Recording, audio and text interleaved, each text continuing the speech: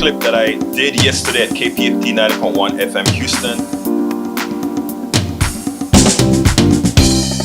Welcome to Politics Done Right. I am your host, Egberto Willies.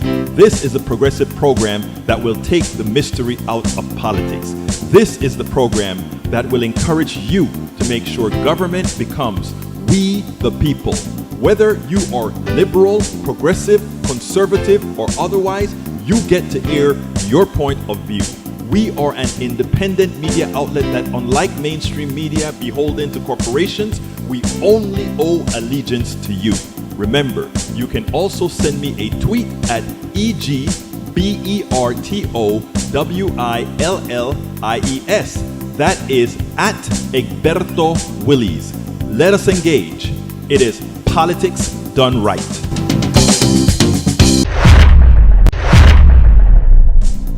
Well, folks, welcome to one more edition of Politics Done Right. I'm Egberto Willies, your host. Thank you so kindly for being a part of the show. We are going to have a great show for you today. In the house, Ashley Willies, she says, happy Thursday. Eric Hayes says, how can well, I'll talk about Eric in a little bit. Welcome aboard, Bridge MCP, Eric Hayes, Ashley Willies, AVQ,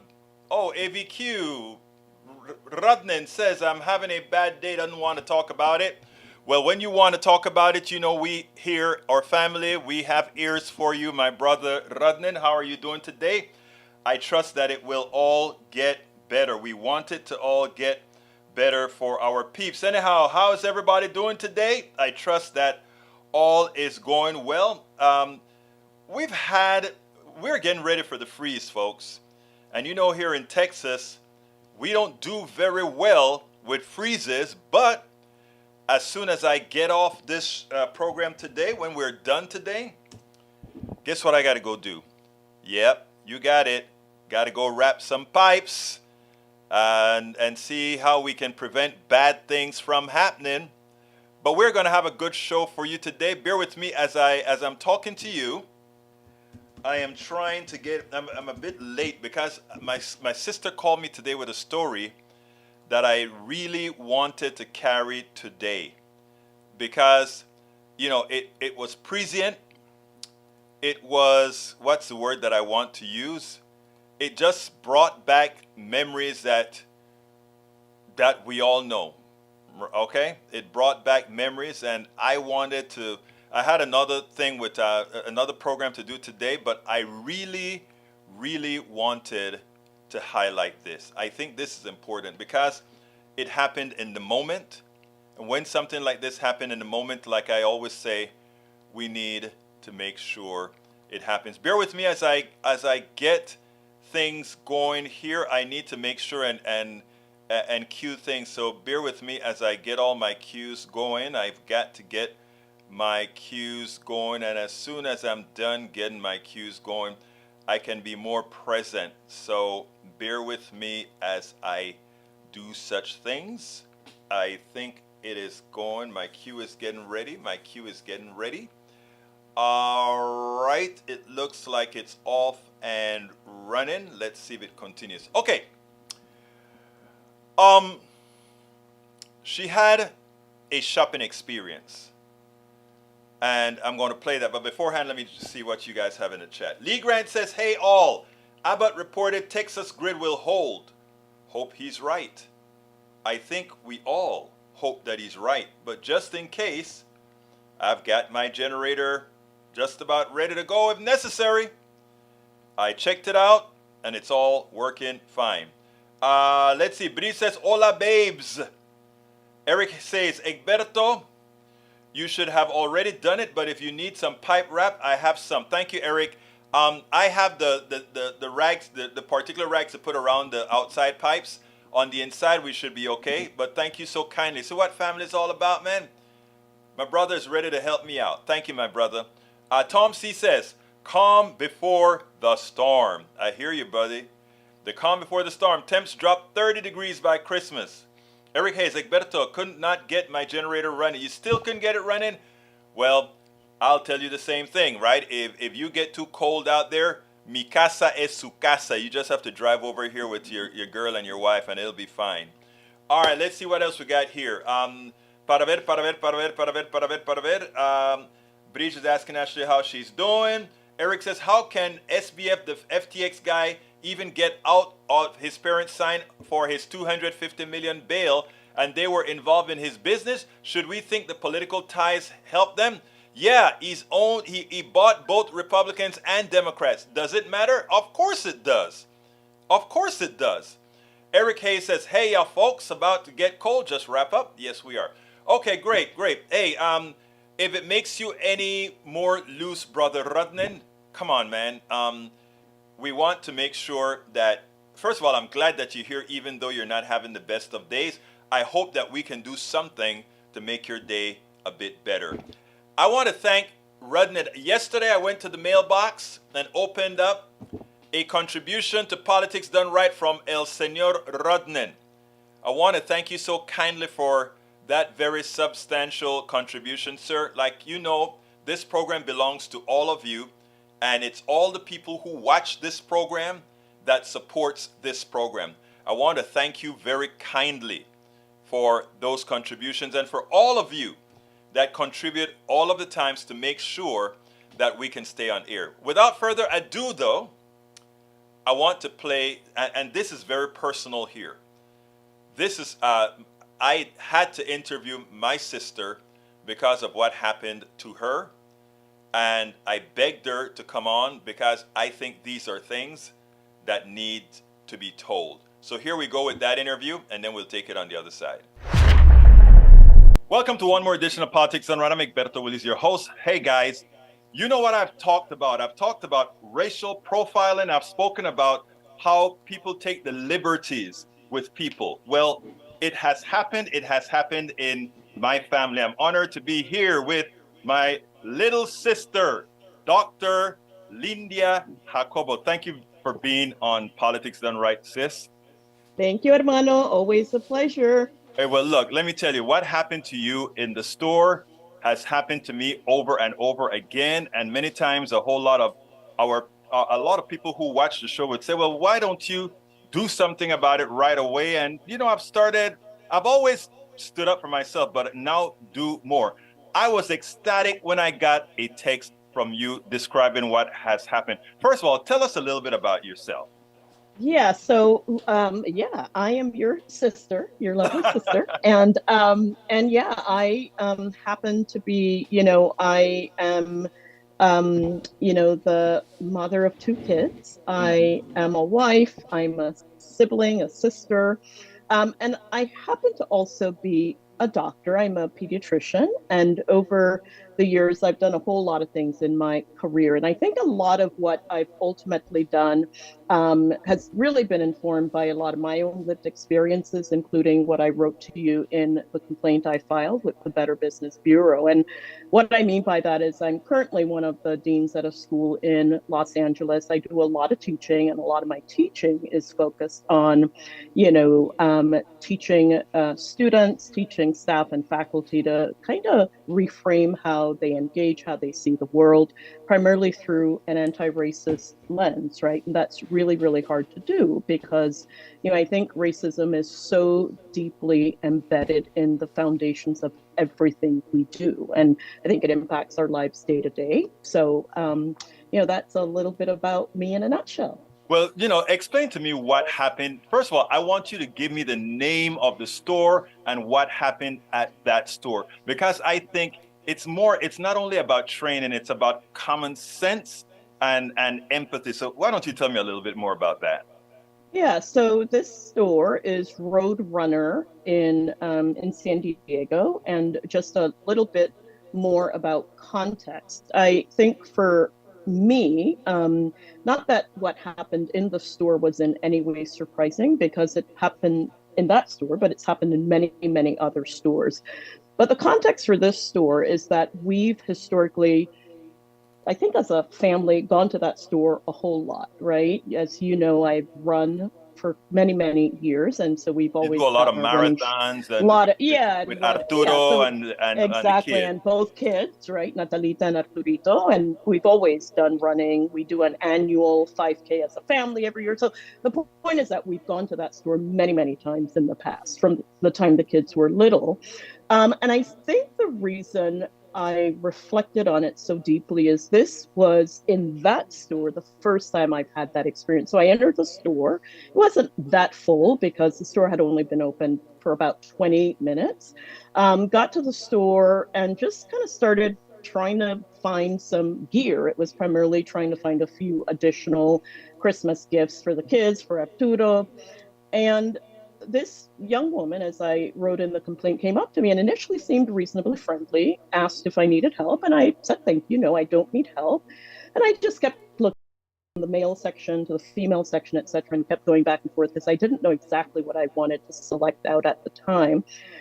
And as I wrote in that complaint, within the span literally of 3 minutes, and I think I'm being pretty generous, it may have been less than 3 minutes, she approaches me again and asks the exact same question. Can I help you with anything? And I thought, no, I thanked her again. And I said, look, if I need help, I will be sure to reach out. Again, the store's not that big, And you so I were, know I can find her. for anybody who needs to know my sister is as passive as can be when she's talking to folks. Don't mess with her kids though, but Right, exactly, as right. passive And as can be, and very friendly. very low key. Again, right, the tone that I may be speaking a little bit more loudly than I was speaking to her. It was just very calm. If I need you, I will come and find you. And again, I feel like I almost have that language scripted because as we've shared over the years, these sorts of things just happen over and over and over again, right? So my language is almost scripted. If I need you, I will come and find you. Thank you so much. Kept going back and forth, and then I had a whole bunch of items in my left hand. I was holding it like this, and I was texting Natalita because I was trying to get Arturo's size to make sure I had bought the right size. And right as I was doing that, this part I didn't put explicitly in the complaint, but she almost ran up to me and said, "Are you ready to check out?" And I looked at her and I thought, oh my goodness, you are with me again. And I said to her in exactly this tone, I said, you know what? I would really, really appreciate it if you would stop following me around the store. I said, every step of the way, I said, I seem to be the only person you have an interest in. I said, it really makes shopping kind of uncomfortable. And she said, well, I am doing my job. And as I wrote in the complaint, it was puzzling. And the more I reflected on it, the more those words resonated for me. I'm doing my job.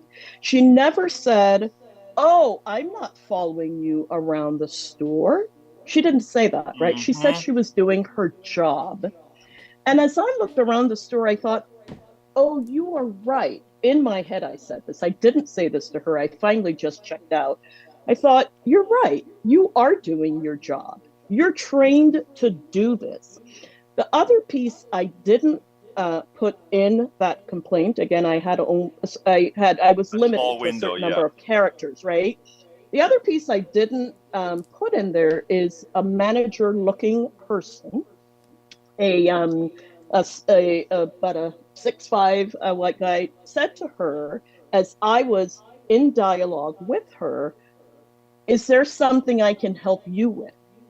Who To was? Jessica, the employee. Oh, as if you were a So danger to her. exactly. So I now in a position for me, and again, not overly dramatic, as you know, I don't emote a lot and I don't get that worked up. But in my head, I thought, oh, this is so coded.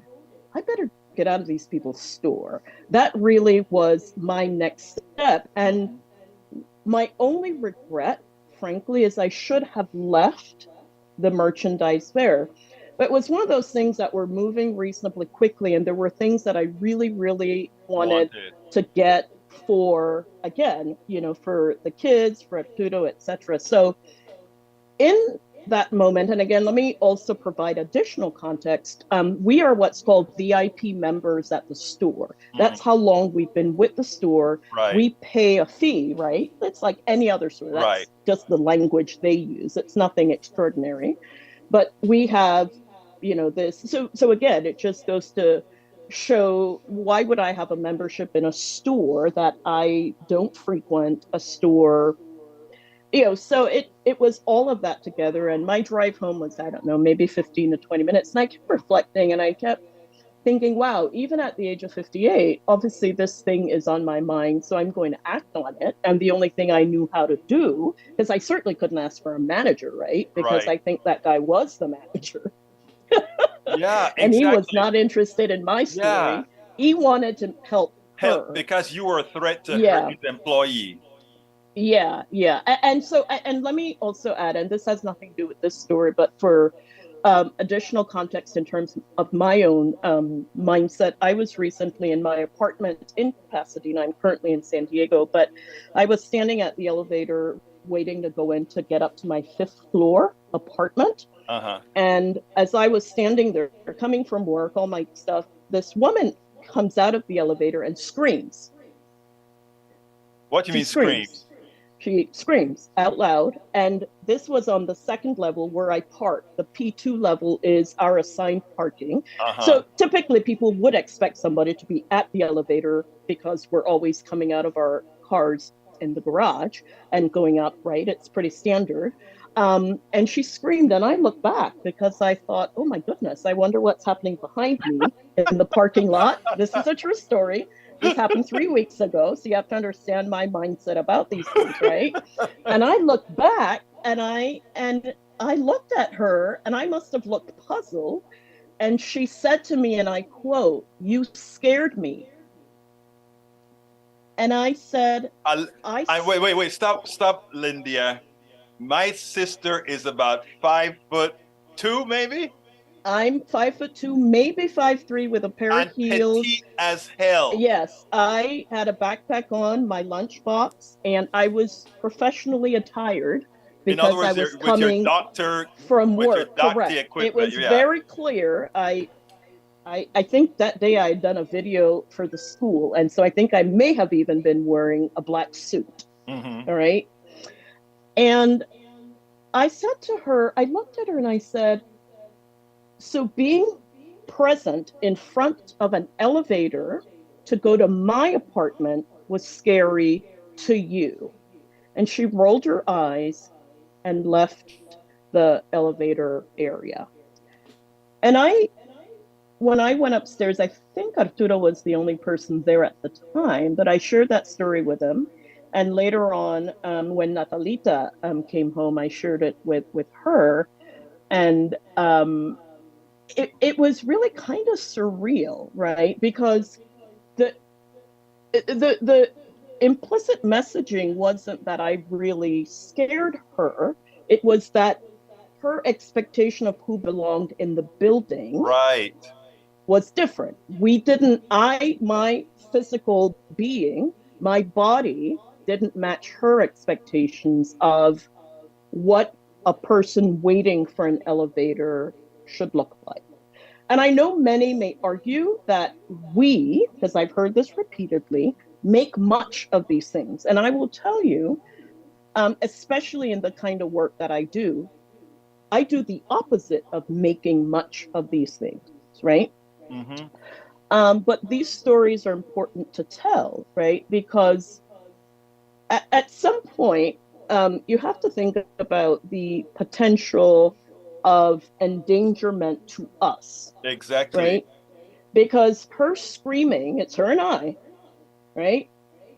And her screaming for no clear reason was bizarre, right? This young woman, again, these dots all connect, right? These aren't Right. separate things. These Right. are one thing, right? Right. It's one thing, right? And the problem is that it wouldn't be so bad if it wasn't dangerous. Right. It's actually dangerous. This is a story that we need to tell and retell because there's a danger in um in the stories, right? And I don't think folks who claim that black folks are sensitive and this and that and can't you give people grace and benefit of the doubt, I don't think these people really have a deep enough understanding of the danger people who look like me and you are Right. sometimes in, depending on circumstance. Sometimes it's just sort of kind of hilarious, like, this happened. But when you reflect more deeply, you think, wow, these things can go one way or the other. Somebody coming back next, you're the first person in front of her. They think that she screams because something I did you've done, something, and then they right? jump on you or they shoot you or whatever Who am I because. to debate, right? Right. In the store, which manager do I get the privilege of of com- engaging with? of complaining None. because he came to her rescue. And you He know what came is to his employee's rescue, right. correct? And Right. my next thing is with you is concerning even at the elevator. All right, she may look. I actually under for all the phobias that I've had in my life. Mm-hmm. What Mm-hmm. I've spoke to people about is overcoming them. Some of them have been I've had to atone for them for whatever phobia I Mm-hmm. had. Mm-hmm. But the Mm-hmm. one thing about it that I've done is when it's my fault, I can then say, "Oh, I am sorry. I have to 100%. teach myself something." 100%. This woman looks at you after screwing Right. up in her thoughts Correct. Correct. and rolling her eyes as if you had something It correct. to Correct. be concerned, guilty Correct. about, or whatever. Correct. It's the same playbook, right? Like if you were to map it out, it's one playbook, right? You blame the person you victimize. Sometimes it's by way of tears, right? There's the shedding of all the Mm-hmm. tears, or the, oh my goodness, you scared me. Right. And to your point, maybe she did have negative experiences with people who look like me. Maybe she doesn't like short people, people with lunch boxes, whatever. That's fine. The appropriate response, though, is, oh my gosh, I am so sorry. Because if anything, Exactly. she scared me Right. because I was wondering.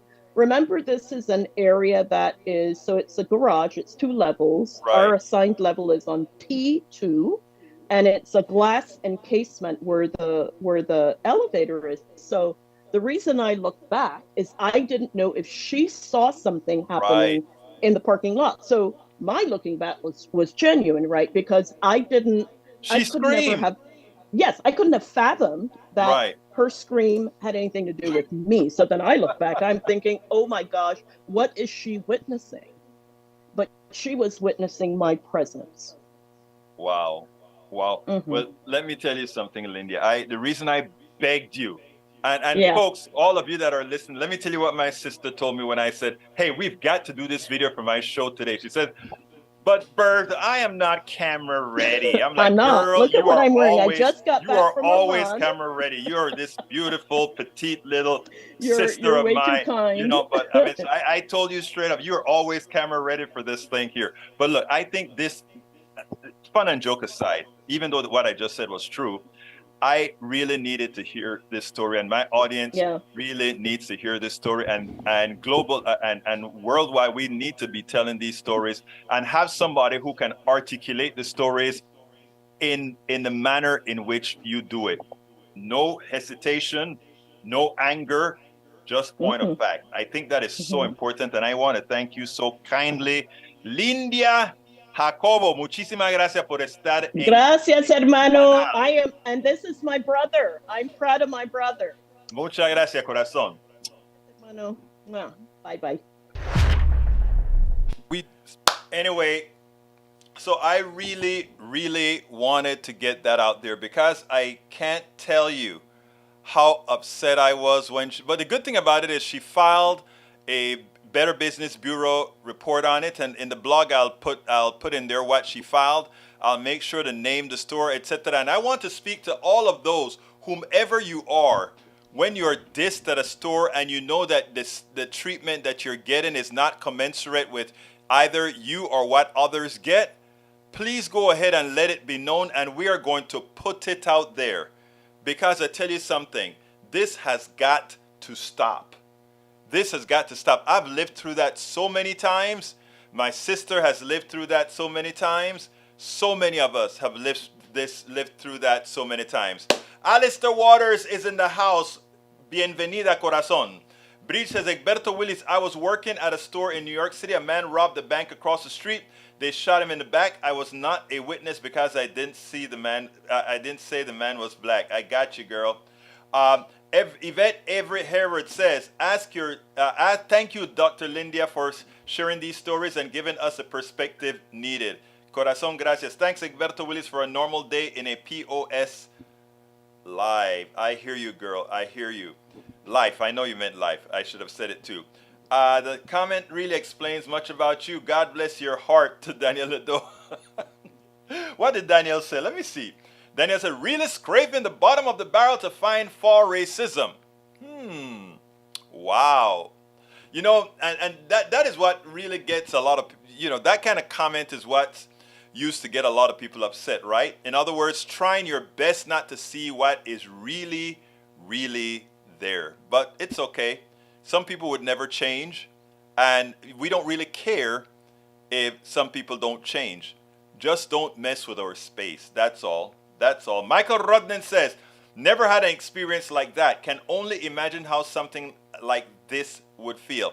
Let me tell you something, Rudnan. It's amazing, right? For a person of color, this is and I don't know if I wrote this chapter in my book yet, but this is a never-ending, always experience at any one of these stores. You go into the mall, you're followed all of the times. You go into any store, you're followed all of the times. You go into a bank, you're given the third degree. And normally I would pass it off, and the same way I've seen my daughter pass it off as well. It says, are you doing that because of who I am, of what I look like? Or, we'd make it clear that we understand exactly what these folks are doing. What I'm glad about what Lindia did, my sister, is she actually wrote a full Better Business Bureau report to make sure that when people look up that store, that will be on file, that is a treatment that people of color receive at the store. Oh, they didn't expect to have the dean of a university and a college professor and a medical doctor, a pediatrician, be the one. They just felt, we can just continue this behavior. Well, in this case, they messed with the wrong person because, like I said, my sister's disposition, her manner of being is so non-threatening. It is so passive that it just shows you the cancer that exists in this country. Troy Astro says, don't let the Joneses get you down. The Temptations, 1970. I love the Temptations, man. I even love the movie. Let's see. Bridge MCP says, being gay, I have had so many things happen, I could write a book. Imagine if you added, I was black. I get it, girl. I get it. Daniel Edo says, Ashley Willis, God has blessed me in so many ways. Clarity of mind is one of them. Evidently, clarity of mind likely isn't one of them for you, Daniel. But to believe that you have clarity of mind may be good for you psychologically. What can I say?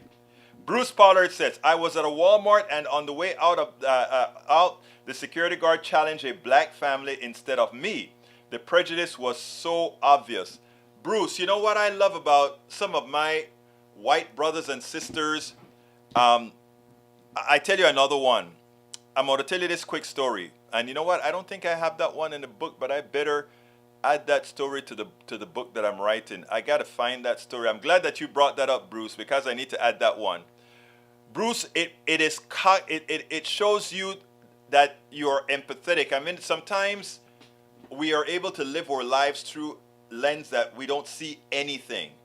The fact that you as a white guy was immediately able to see that tells me there's a reason why you are my brother.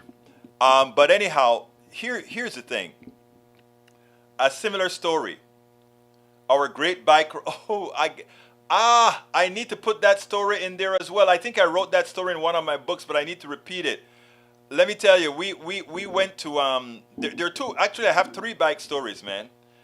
Roberto Lewis, welcome to Politics Done Right. one time we were going into, I always talk to this guy about, you know, this stuff with how black folks get the second treatment in these stores. And I don't think you really believe it, but we went riding. It was the two of us riding together. And we stopped at a 7-Eleven. And I walked in first and I'm looking around. And then he walked in and the person was very nice to him immediately and said, "Hey, John, can I help you?" Or not, "Hey, John, hey, can I tell my guy can help you?" And then he looked at the guy and he said, "No, no, no. He was first," meaning me. And then I got help, right? And then in an embarrassing form on the outside, he looked and he says, "You know, Egberto, man, I really see it now." So he needed an empathetic push by actually seeing it in real time. That Bruce was able to see that and catch it right away with something that was completely away from him. That speaks well, Bruce. That speaks very well. That speaks about a heart. Let's see what else we got here. Ashley Willis, the brain, the scarecrow. If only you guys are terrible, man. You guys are terrible. Britt said, Michael Rudnan, Daniel's trouble is the same one that most American conservatives face. Being lied to in the regular by pundits from your echo chamber can have that effect. Ashley Willis says, Daniel Ledo, at least you don't bleed monthly. Oh, Ashley. Oh, my God. The conversation is interesting. All right, folks, I have another. What time is it? I got another video for you, but I'm going to hold off on that video. Let me go through these lines to see if I have any more. If I haven't saluted somebody that came in late. But great to see you here, Daniel Ledo. Great to see you here, Alistair Waters, Bruce Pollard, Roberto Luis, mi hermano de Panama. And, well, Ashley's been here. So it's great seeing you guys. Killing me, Ashley Willis. Yeah, Ashley can get graphics sometimes. That's my baby. Anyhow, let's continue the program. I'm going to play this next video. It's an important one. Believe me about the white man. The problem is not him. Believe me about. Explain what you mean by that, Troy Astro. I don't understand exactly what you're saying there. I'll play the video and give me an explanation. All right, here we go with the next video. Welcome to one more edition of Politics Done Right. I'm Egberto Willis, your host. Hey guys, you know what I've talked about. I want to share this clip that I did yesterday at KPFT 90.1 FM Houston with a caller, Barry. He called in and because he took exception to what I said about some of the wealthy people, etc. And he wanted to bring an excuse about, well, how much can we allow Oprah to buy or whatever. He missed the point altogether. I want you to listen to this, and then I have a little corollary that I want to add to the end. A lot of people that are in the top upper tiers are going to say, well, I want to protect the wealth that I've earned for my kids. I want to make sure that I can transfer to my kids what I worked so hard for. I don't have a problem transferring a few bucks to one's kids. If it's yours, I have no problem doing that. But I do have a problem for you thinking that all that you have, you've earned. Barry, come on in. How many limousines would you allow Oprah Winfrey to have? 1, 2, or 3? I don't care. Okay, how many mansions would you allow her to have? I don't care either. Okay, how many yachts? I don't care. You're missing. That is. How many yachts? I don't care either. You're missing the point. Okay, then is her $5 billion product fortune her money, or are you in? No, you are. Now you're asking the right question. No. The UNC earned together. I love what you know. You just gave. You know why I like when you call, sir. UNC earned the money together. No. Let me. You didn't. Okay. No. So you did nothing to help her earn a fortune. Yes, I did. No. Yes, I did. Yes, I did. Hold on a second. Hold on. Wait a minute. You made no investments. You bought no stock. You gave her no financial advice. Yes, I did. Nothing. Wait a minute, sir. You did not. You are not her financial provider. Wait a minute. You asked me a question. I'm answering you. You asked me a question. Did I help? Did me personally? Did Marlo personally? Did Rico personally? Did they help? You. No. I'm bringing. The reason I'm bringing myself up is because I have to include them as well. Barry, Barry, hold on. You know What did you do to help Oprah win Barry, earn a fortune? I want you to stop. We talk one at a time. I want you to tell you how I helped Oprah. I want to tell you how Rico helped Oprah and all of us. So stop for a second. Please. The only reason Oprah has market power is because I watched the Oprah Winfrey Show, and based on what you were forced to watch it at gunpoint, right? No, again, let me make the case. You see, if you the problem with a lot of right wingers, my brother, is that go give the label. no, listen. You are so scared of the truth that you can't let somebody else talk. You were forced to watch Oprah. Sir, be quiet for a second. Listen, and then we can continue. Okay? I'll give you a chance to talk. Here's how it goes, Barry. I watch Oprah by choice. All right? But in the process of watching Oprah by choice, Oprah is selling my eyeballs. Oprah is selling your eyeballs. Oprah is selling Rico's eyeballs and Marlo's eyeballs to corporate America, who says, wait a minute, if Marlo sees that advertising for that nice dress, Marlo is going to buy it. So therefore, I pay Oprah for what Oprah had gotten for free. So again, the worth that we have to get to people is the following, Barry. People have to understand their worth. You see, we sit down and we look at Oprah. We sit down and we look at Gates. We sit down and we look at all these people and we think these are great people that have done so much, when we all played a part in what they've done. They didn't do it alone. Without me, there's no them. How much are you owed now? I'm not owed anything. Okay. I'm sure. Let me explain what. Let me tell you what. No, but I can tell you what she's owed. You don't pay me in the aggregate for doing something that makes this system go around. What you do pay for is you tell Oprah that the billions that she wants to accumulate, and I'm using Oprah because you brought Oprah up, but it applies to Bill Gates. It applies to all of them. There are billions. There are billions. There are the billions that Oprah has. The engineer who made the mic, the engineer who designed, who figured out. They paid once. Oprah gets paid continuously on it.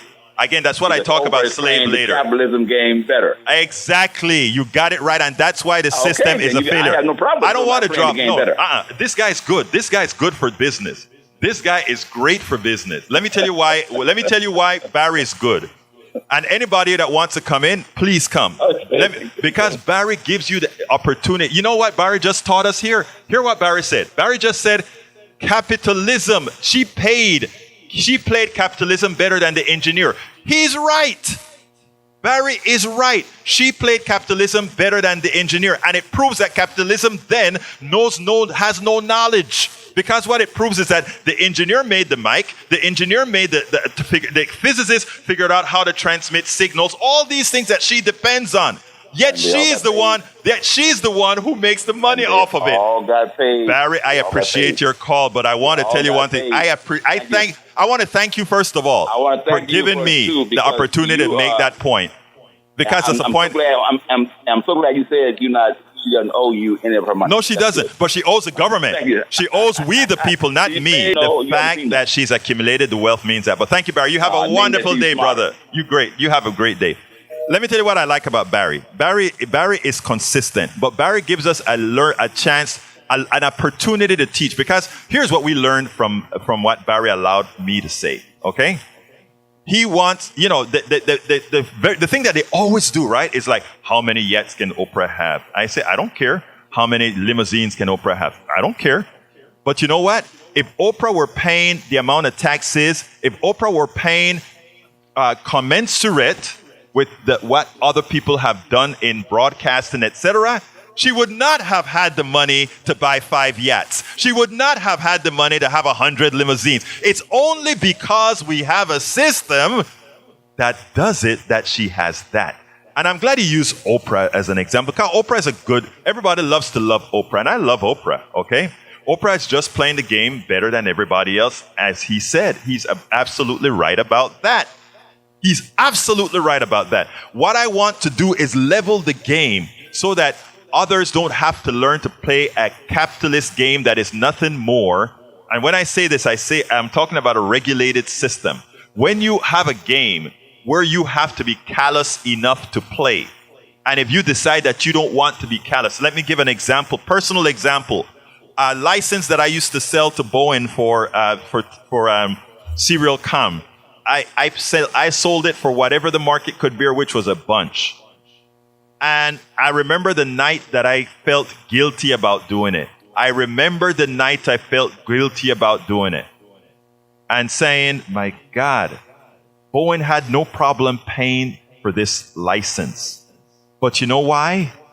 Because Boeing never had to pay for that license.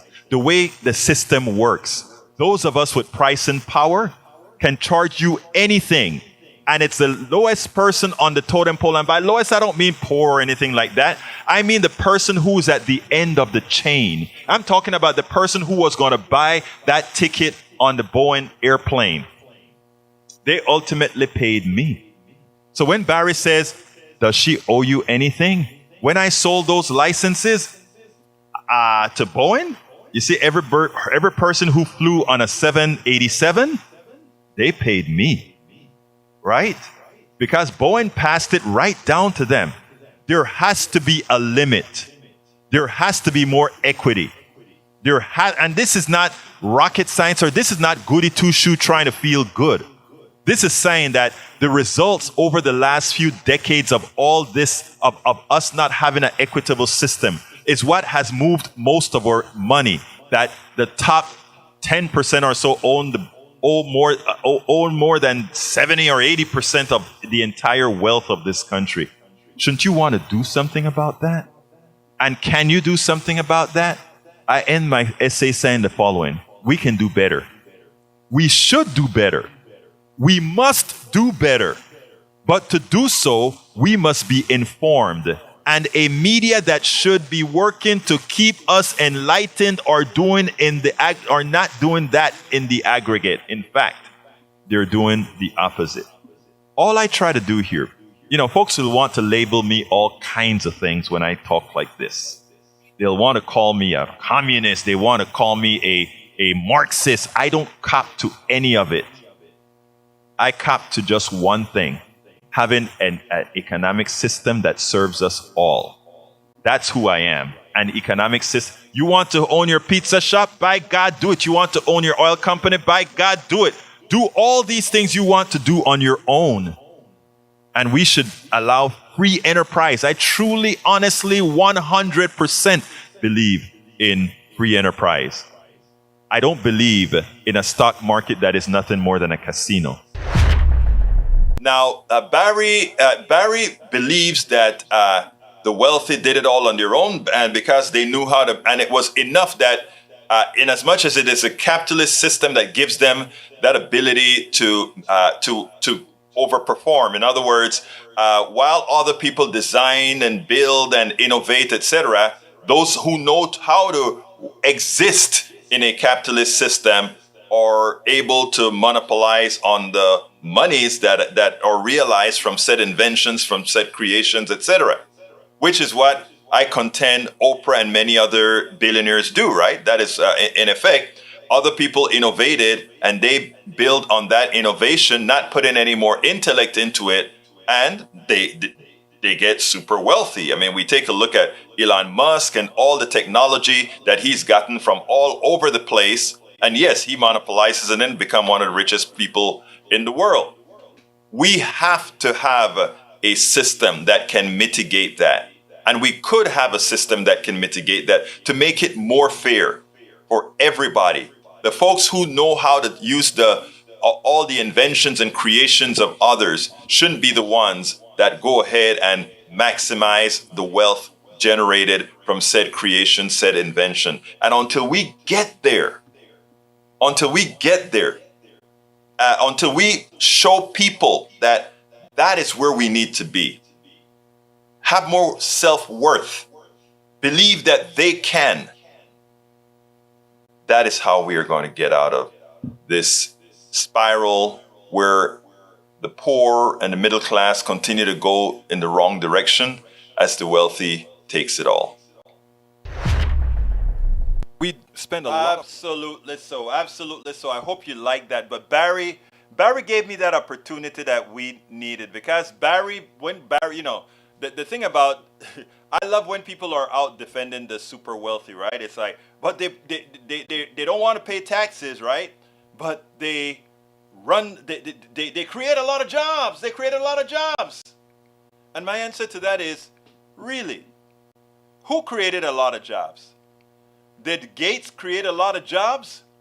Or did the engineers who designed the mouse, the keyboards, the software, and all of that are the ones who created the platform necessary for job creation? You see, we have learned to just accept what rich people tell us they've done, when most of the times they've done very little. I spoke to Morris Pearl today. I was supposed to play Morris Pearl, but when my sister called with this story, I just want to get it out there because I'm going to put it all over the place. Because I'm very upset that what got me more upset with my sister's story was something that she said. She said when she confronted the girl and said, what are you doing? The girl said, I'm doing my job. She didn't say, no, I'm not following you. No, I'm not doing this because you're shopping while you know what. She just said, I am doing my job. And the same thing, and we just take a lot of these things at face value. At face value, right? When it comes to the rich people just throwing out the words, we create jobs. They didn't create jobs. The innovators that they hired made it possible for job creation. If it were Bill Gates or the government, if it were whomever or somebody other company, they would have all created jobs. You know, we have a tendency, they like to also say we should be able to raise prices and do all these things because we want to ensure that innovation continues. But innovation never stops. Even in communist China, scientists still want to innovate. Even in communist Soviet Union, not Russian, I'm talking Soviet Union, great inventions occurred. They weren't capitalized, but they occurred. So it is so important. And that is a myth. I got a call from a journalist this morning. He called me yesterday. I was cleaning out the garage. And he called me up and he says he wants to collaborate. And we came to a conclusion that we're probably going to create a series because he's a lot more knowledgeable. I know a lot about credit default swaps and how the economic system got screwed. But he had some additional information that I want to get out there that he puts out there. So we're going to be working together with some more fact-based information that MSNBC and all these other stations will not touch with a 10-foot pole. I mean, we were supposed to have a 10-minute conversation. It turned into an almost hour conversation. So we're going to look into that. Breach says, Egberto Willis, your sister's story was a normal one. How many times a day this happened? And we just deal with it. Arg, I hear you, girl. Eric Hayes says, Egberto, is there investment that created the company and workers fill jobs? Yes. But again, absent the workers and the innovation from the non-investor, that investor wouldn't have anything to invest in. Investor just brings capital. He's just one stakeholder. And at that, not the most important stakeholder. We could have had a country that says, whenever we have something that has value, let's go ahead and put it out. Right now, we have the private sector choosing who they will elevate. And that choice is not necessarily or often equitable. Notice I didn't say equal. I said equitable. And that statement that says no investment, no company is a completely false statement. All you have to look into is things called collectives. And there's some areas that work on collectives. But to work on collectives, you have to have people a bit more unified. And the corporatocracy knows that. And that's why they keep us separated. Collectives is a perfect way to establish company after company after company. Look up Madrigal in Portugal. But that's just one. That collective grew exponentially. Tom C. says, being ultra wealthy is like winning the lottery. If you are, I won $1 billion in Powerball, we'd immediately pay taxes on the windfall. But the ultra wealthy find loopholes to avoid paying taxes. Very true. Absolutamente true. Minnie Pearl? No, it's Morris Pearl. Morris Pearl. Look up Morris Pearl from the Patriotic Millionaires. I already did the interview. You guys are going to love the interview. I'll play that interview tomorrow. And you're going to like it. You're going to like it. Let's see what else we got here. Are you thinking the founding fathers didn't design for their fortunes? Bruce, you're so smart. That's exactly what they did. They made sure that the Constitution kept them in their place, where they were. And they also made compromises on the backs of people who looked like me with the 3/5 Amendment to get it all done, to get it all passed. You know, ideally speaking, they should have walked away when somebody's saying, I want to count these folks as 3/5, but they can't vote. Should have walked away. No country. Walked away. But no. They didn't compromise on themselves. They compromised on others. So when people want me to have this love for this great document that somehow is infallible, a document that started out with 10 amendments cannot be infallible. The document, the initial inception of the document included 10 amendments called the Bill of Rights. It was a perfect amendment. It wouldn't have started with a modification. And since then, 17 more? Come on, man. China was a big innovator in molecular virology. China was a big innovator in many other places, including things like, I think, what's that stuff made? Gunpowder, etc. Michael Renner says the Constitution is primarily a property document. Very true. The founders intended for landowners, white men, to retain power in the country. The march towards progress since then was towards more and more inclusion. And it's 2 steps forward, 1 step backward, 2 steps forwards, 1 step backwards. And we're in that back step right now that we're trying to get out of right now. All right. I think it's about time for me to do a quick ask. And before I close the show down, because we're almost at the end of the program. So please, if you are so inclined to support the work that we do here, which is quite a bit, please consider supporting our program. All our support links can be found in politicsdoneright.com/support. That is politicsdoneright.com/support. Alternatively, you can go to our PayPal immediately, politicsdoneright.com/. Thank you very much, Rodnan. I hope things get better for you. If you want to drop me a line and, me give you a pat on the back as a brother, let me know. politicsdoneright.com/PayPal. And please consider becoming a patron. politicsdoneright.com/patron. And of course, don't forget to get our books. Those books that you see me put on the screen all the time. politicsdoneright.com/books. Have a great day, Rodnan. Bree says, Egberto Willis, why didn't the IRS audit Trump the way it was required to? The IRS was required to audit Donald Trump's tax returns. It didn't. There was potentially benign explanation, but we know it doesn't work. I don't think it's a benign explanation at all.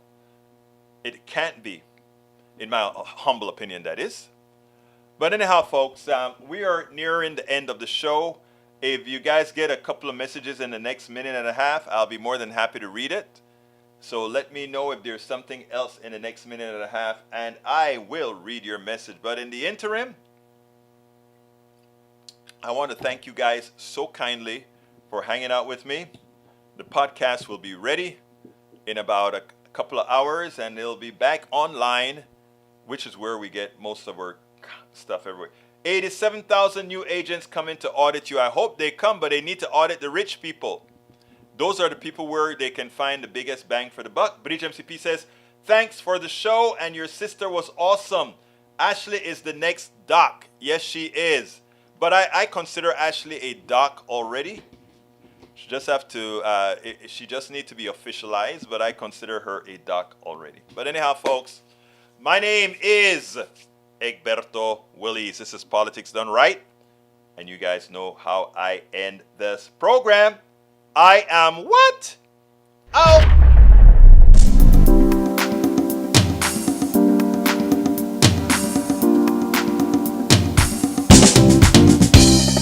Welcome to Politics Done Right, I am your host, Egberto Willies. This is a progressive program that will take the mystery out of politics. This is the program that will encourage you to make sure government becomes we the people. Whether you are liberal, progressive, conservative, or otherwise, you get to air your point of view. We are an independent media outlet that, unlike mainstream media beholden to corporations, we only owe allegiance to you. Remember, you can also send me a tweet at EGBERTOWILLIES. That is at Egberto Willies. Let us engage.